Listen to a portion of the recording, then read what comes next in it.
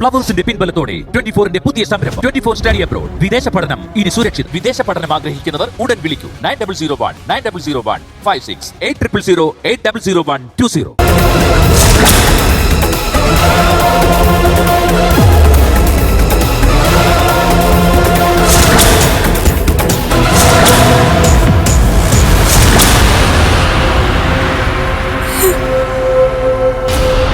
എന്താ മോളെ?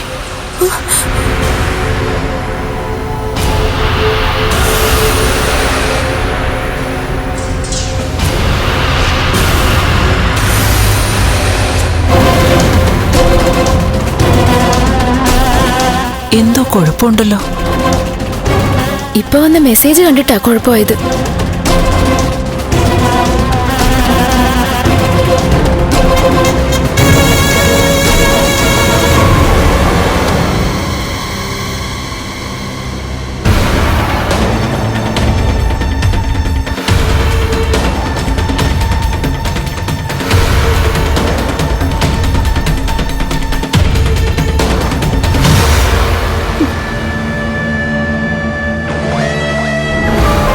ആരെ കാണിക്കാനീ ഒരുങ്ങുന്നേ?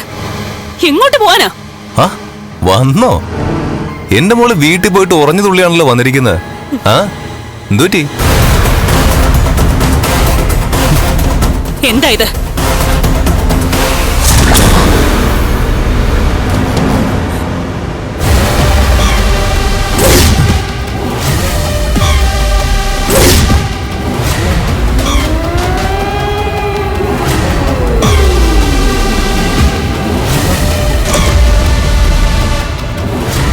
ആരാ ഇത്?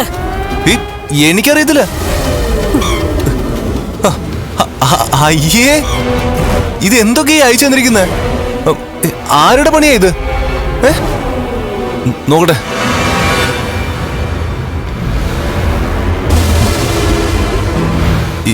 ഏത് നമ്പറിൽ ഇത് അയച്ചിരിക്കുന്നത്? നമ്പർ മാത്രമേ ഉള്ളൂ, പേരൊന്നുമില്ല. മോളെ, ഇതാരും എന്നെ ചതിക്കാൻ വേണ്ടിട്ട് മനഃപൂർവ്വം ചെയ്ത പണിയാ. ഒരിക്കലും അല്ല. പെൺവിഷയത്തില് നിങ്ങൾ കുറച്ച് കുഴപ്പക്കാരനാണെന്ന് എനിക്ക് പഠിക്കുന്ന കാലം മുതലേ അറിയായിരുന്നു. എങ്കിലും അതൊക്കെ ചെറുപ്രായത്തിലല്ലേ എന്ന് കരുതിയാ ഞാൻ തള്ളിക്കളഞ്ഞത്. പക്ഷേ ഇത് ഒരുപാട് കാലം മുമ്പേയുള്ള ബന്ധമൊന്നും അല്ല. എനിക്ക് ഇപ്പൊ അറിയണം ഇവൾ ആരാണെന്ന്. എന്റെ മഞ്ജു, നമ്മുടെ കുടുംബം കുട്ടിച്ചോറാക്കാൻ വേണ്ടി ആരൊക്കെ ചെയ്ത പണിയാ ഇത്? ഒന്നും പറയണ്ട. മഹാലക്ഷ്മി എന്ന എന്റെ ഏടത്തി നിങ്ങളുടെ സ്വഭാവത്തെ പറ്റി ഒരുപാട് പറഞ്ഞതാ. എന്നിട്ട് ഞാൻ അതൊന്നും വിശ്വസിച്ചില്ല. എന്റെ മോളെ ഇതും വിശ്വസിക്കരുത്. ഇനി എന്തിനാ വിശ്വസിക്കാതിരിക്കുന്നേ?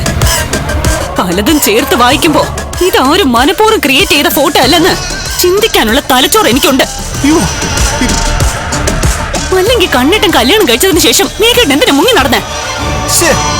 മഹാലക്ഷ്മിയുടെ മുമ്പിലേക്ക് വരാതിരുന്ന എന്തിനാ?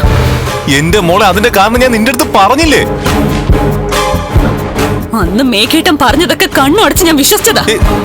എന്നാൽ ഇപ്പോ അവര് പറഞ്ഞതൊക്കെ സത്യമാണെന്ന് ഉറപ്പിക്കേണ്ട അവസ്ഥയാ. എന്താ? എന്തു പറ്റി?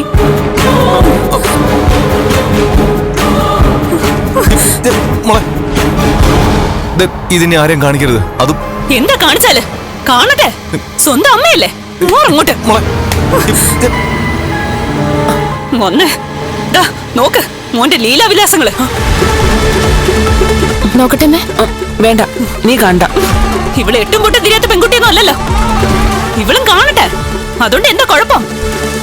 അമ്മ, ആരോ മനഃപൂർവ്വം ഞാൻ ഇവളും തമ്മിലുള്ള ബന്ധം തകരാൻ വേണ്ടി കമ്പ്യൂട്ടറിന്റെ സഹായത്തോടെ ഉണ്ടാക്കി അയച്ചു കൊടുത്തതാ. അല്ലെങ്കിൽ തന്നെ ഇവളുടെ മൊബൈലിൽ ഇത് അയച്ചു കൊടുക്കോ? ഞങ്ങളുടെ കല്യാണം കഴിഞ്ഞെന്ന് ഇവൾ ഇപ്പോഴായിരിക്കും അറിഞ്ഞത്. ആ നേരത്തെ ഇങ്ങനെ ഒരു ഫോട്ടോ അയച്ചു തന്നതാ. ആരാടാ പെൺകൊച്ചെ?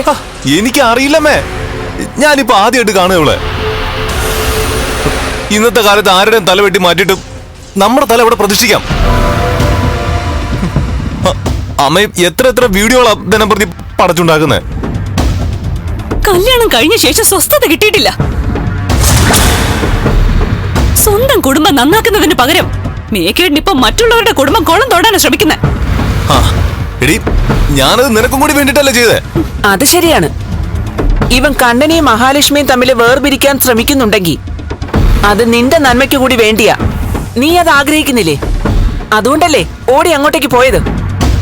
എന്ന് കരുതി സ്വത്തും പണവും കിട്ടിയതിനു ശേഷം എനിക്ക് എന്റെ ഭർത്താവിനെ നഷ്ടപ്പെട്ടാലോ? അങ്ങനെ ഒരു ജീവിതം കൊണ്ട് എന്ത് പ്രയോജനം ഉള്ളത്? എന്റെ ബലമായ സംശയം ദേ ഇതിന്റെ പിന്നിൽ ആ കണ്ണനും മഹാലക്ഷ്മിയാണെന്ന്.